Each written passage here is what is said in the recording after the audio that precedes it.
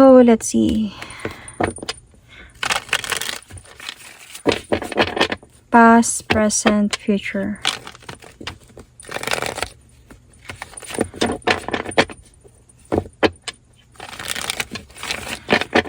Past, present, future. Dito para sa lahat, okay? Takes what resonates. What happened in the past?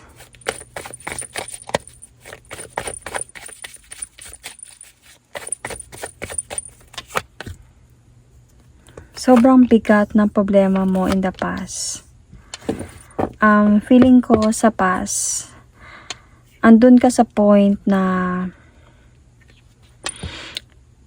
merong other option involved sa relationship mo, pagsasama mo dito. Pero parang you sacrifice a lot. Kahit may ganito na, naniniwala ka pa din na yung person mo do love you. Dahil siguro yun yung pinapaniwala niya sa'yo. Kaya kahit ganito na yung nangyayari sa inyo, parang para sa'yo, parang naglalakas ka pa din ng loob na alagaan pa din itong relasyon na to or pagsasamang ito dahil sa naniniwala ka pa din na magbabago yung person mo.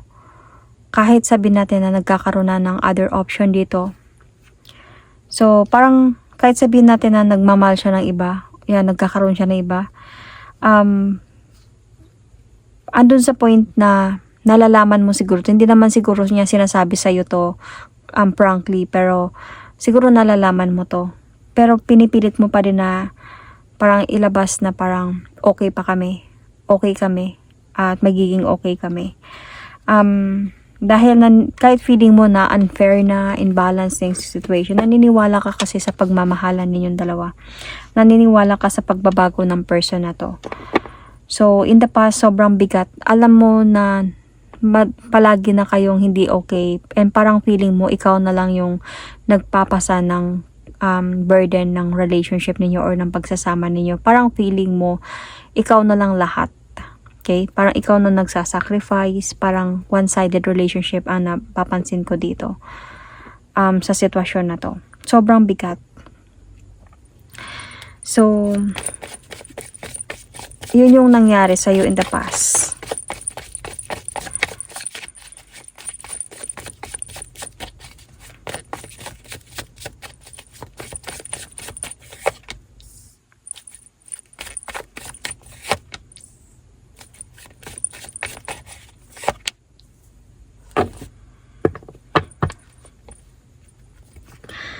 At this present situation naman, I can see here that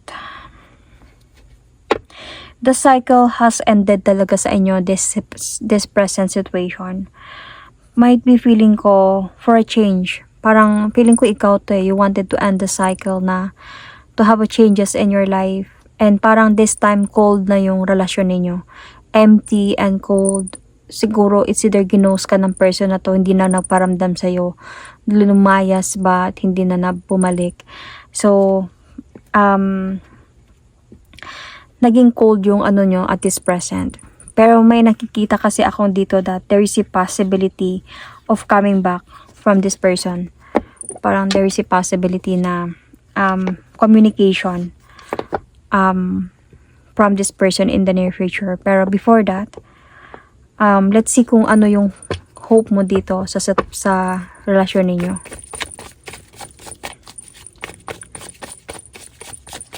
What is your hope here? Hoping ka talaga na magbago itong person na to. Hoping ka na mabigyan ka ng stable relationship and matatag na pagsasama at maging matured na siya to think na sa mga kamalian niya at magiging maayos na siya as might be a husband or as a partner or as a boyfriend. So yun yung hope mo dito. So, yung takot mo naman, your fear mo dito sa sitwasyon na meron kayo. I think feeling ko, yung fear mo dito is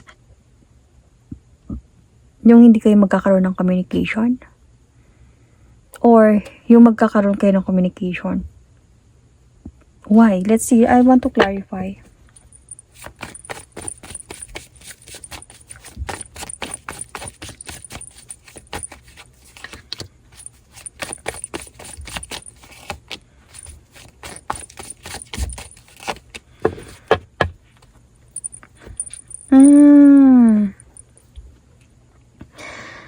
Okay, so you're hoping na lang pala dito na parang magbago na lang siya sa sarili niya.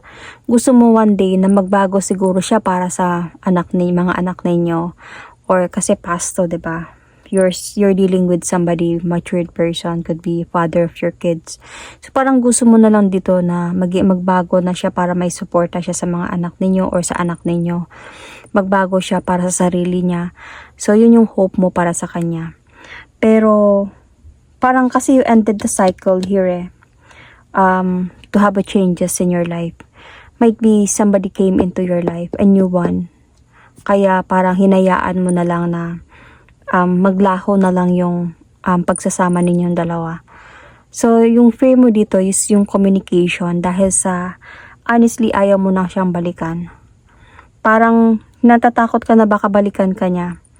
Na baka one day ma-realize niya yung mistakes niya and babalik siya sa'yo at ayusin niya yun. Kasi parang ayaw mo na siyang balikan parang gusto mo na lang na i-cut off tong sitwasyon na to. Parang hindi ka na sure na na babalikan mo pa siya.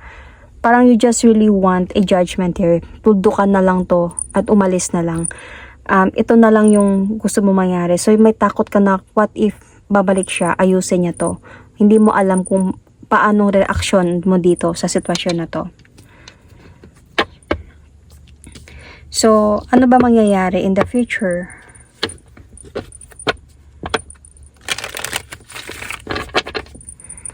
So, anong pwedeng mangyari in the future?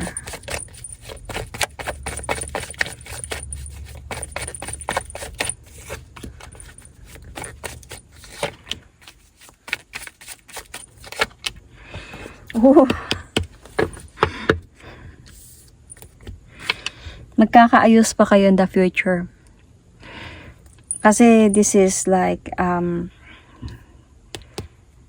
ito kasi is parang celebration, pagkaayos, marriage. And this is the couple. This is both of you. You are a couple. So, King and Queen of Pentacles. And feeling ko dito, with the Judgment card, matutuldukan yung mga problema ninyo in the future at magkakaayos kayo. Kasi this person will going to move forward towards with you. Siguro maayos yung separation. Siguro itong person na to, marirealize niya yung mga mistakes niya and magsisi siya sa mga ginawa niya.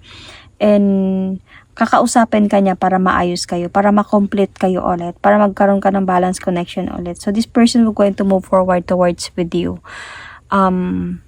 again, para maayos kayo. So there is still a hope here na maayos pa kayong dalawa ng person mo na to. So babalik talaga siya at ipaglaban pa to. Dito siya in the future na gagawin to. Na ayusin niya yung pamilya niya one day or ayusin niya kayo one day. So, how about your fear? Let's see, I wanted to clarify one thing.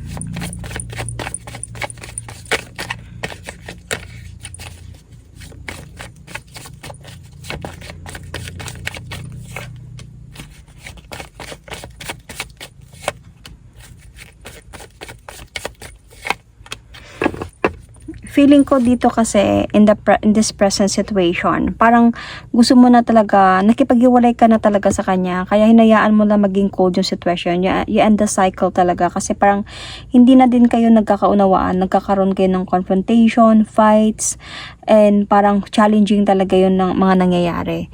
So dahil sa ginagawa niya sa'yo before na pambabae siguro or pang lalaki, depende kung alin kayo. So I think wala namang new na darating pala dito. Parang siya to, energy to ng person mo na nagkakaroon siya ng iba, na nag-o-offer siya ng pagmamahal sa iba. Kaya tinuloy mo talaga na you wanted to move forward, you wanted to move on, at tapusin na talaga to as the death card, as an ending. Dahil feeling mo parang lagi ka na lang na ginagawang tanga, na siguro ikaw pa yung asawa, tapos ginaganito ka pa niya. So, even na nag-e-effort ka na dito, ang dami mo ng sacrifice sa past, trinay mo yung best mo lahat-lahat na wala pa nangyari. Kaya may takot ka na nung gusto mo na mag-move on, na nakaalis ka na sa sitwasyon na to, may takot ka, you wish pa din na sana magbago siya, pero may takot ka na kung makipag-usap siya sa'yo ulit at makipag-ayos siya sa'yo dahil sa parang para sa'yo, wag na lang siguro, ayaw ko na, gusto ko na lang talaga ng peaceful life, mag-move on or mag-focus sa anak ko, ganyan-ganyan. Pero in the near future, ito yung hindi mo alam. Sa future, there is still a chance na magkakaayos pa kayong dalawa.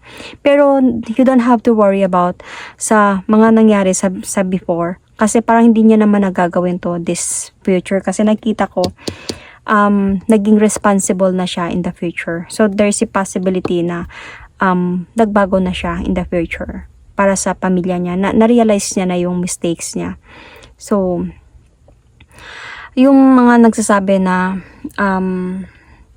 once a cheater will always be a cheater, hindi yun parang para sa akin, no, hindi yun na-apply sa lahat ng lalaki or sa lahat, especially sa lalaki. Hindi yun na-apply sa lahat ng lalaki kasi naniniwala pa din ako na may mga iba na kaya pa din nilang magbago. Parang kaya pa din nila na ma-realize yung mistakes nila. So, kaya pa din nila na ayusin yung buhay nila, however, hanggang sa magbago sila. Nakadepende na rin yun sa tao. May mga tao din kasi, may mga lalaki din kasi na hindi sila ready magbago or wala silang, they just don't care na to change. May mga ganun din eh. May mga ganun din na lalaki.